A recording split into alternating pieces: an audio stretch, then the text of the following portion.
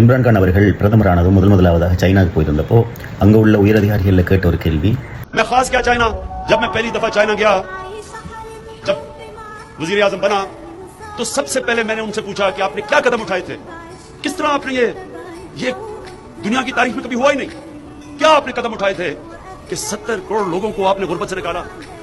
और वो बड़ा सिंपल प्रोग्राम था। उन्होंने इंडस्ट्री लगाई, इंडस्ट्री की मदद की, इंडस्ट्री से जो दौलत बनी, जो मुल्क की दौलत में इजाफा हुआ, वो सारा पैसा खर्च किया।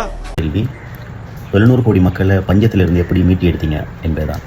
அதுக்கு அவர்களுடைய பதில், ஒரு தொழில் புரட்சியை உண்டு பண்ணி அதை சரியான முறையில் நடக்கிறதுக்காக வேண்டி மக்களுக்கு தேவையான, மக்களுடைய சின்ன பெரிய பிஸ்னஸாக இருந்தாலும் தொழில் முயற்சியாக இருந்தாலும் அதை உயர்த்துறதுக்கான அரசாங்கம் எல்லா வகையான நடவடிக்கைகளையும் செய்தது.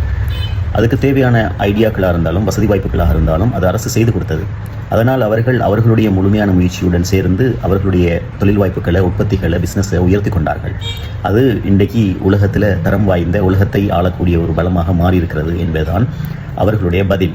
இந்த முயற்சியை பாகிஸ்தானில் செய்கிறதுக்காக ரொம்ப முயற்சி செய்தார்.